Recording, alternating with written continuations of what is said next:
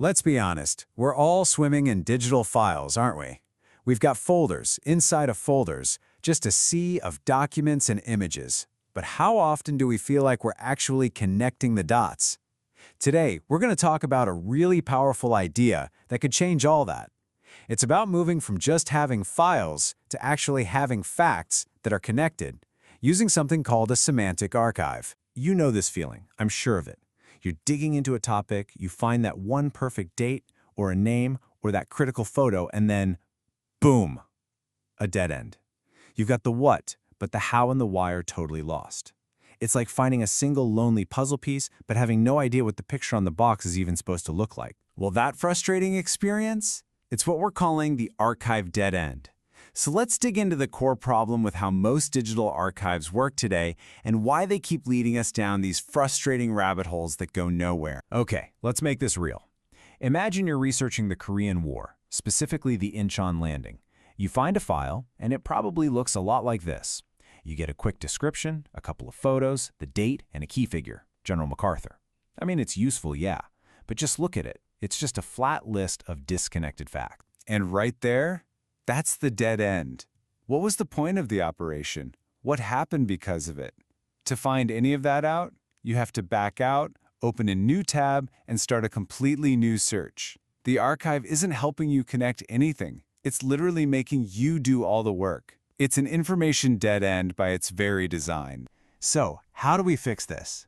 The answer is to start thinking less like a digital filing cabinet and more like a true web of knowledge, where every single piece of information is meaningfully linked together. And that brings us to the core idea, the Semantic Digital Archive. Now that word semantic is the key. It's all about meaning. So think of it like this. The system doesn't just see a piece of data. It understands what it is and how it relates to everything else around it. And that understanding is what suddenly makes the whole archive explorable. And you know, this isn't some futuristic idea that just popped up with AI. It actually has really deep roots. This quote here is from Tim Berners-Lee. Yep, the guy who invented the World Wide Web. He imagined a web that didn't just link to other documents, but one that could actually show the meaning-based relationship between individual pieces of knowledge. All right, so this all sounds great in theory, right? But what does it actually look like in practice? Well, it's all about making a shift from a simple list of stuff to a truly intelligent map. Let's go back to our Incheon landing example. In a semantic archive, it's not a list anymore. It becomes a knowledge map, like this one. The system knows that Incheon landing is an event, and that this event was led by a person, General MacArthur, which happened on a specific date, at a certain location, and, this is crucial, it had a consequence, turning the tide of the war. See how every single piece now has context and a relationship? And that right there, that changes everything. You're not just finding a single isolated fact anymore. You're actively exploring a whole network of connections. You can follow your curiosity from one idea to the next, almost like you're navigating a real map of knowledge, and you never, ever hit a dead end. So we have this amazing knowledge map, but what if we had an intelligent guide to help us explore it? Well, this is where modern AI comes in and completely changes the game. There are two really powerful ways to do this. First, you can be in the driver's seat.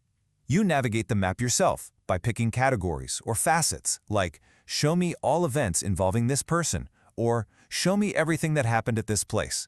That's called relational facet navigation. But the second way? Oh, this is where it gets really amazing. You can just ask a complex question in plain English, and an AI will figure out the connections and build a new, rich answer for you from scratch. It's an incredible technique called retrieval augmented generation, or RAG for short. And this ability, it fundamentally changes what's possible. We can finally move past just typing in simple keywords and start asking the kind of deep, complex questions we've always wanted to. Just think about a question like this. This isn't a search for a single fact. It's a deep question about influence, reaction, and interpretation. An AI using this knowledge map can now connect the dots between the battle itself, news clippings from around the world, and UN resolutions to actually generate a comprehensive summary that didn't exist before. And that is the big shift. We are finally moving beyond the simple who, what, when, and we're getting to ask the questions that lead to real understanding.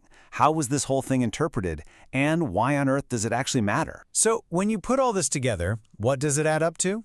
Well, it's a fundamental change in the entire purpose of what an archive is even for. You know, historically, an archive's job was almost all about storage, just keeping things safe and sound. Discovery was kind of like a small 10% bonus. But with a semantic structure, that whole philosophy gets flipped on its head.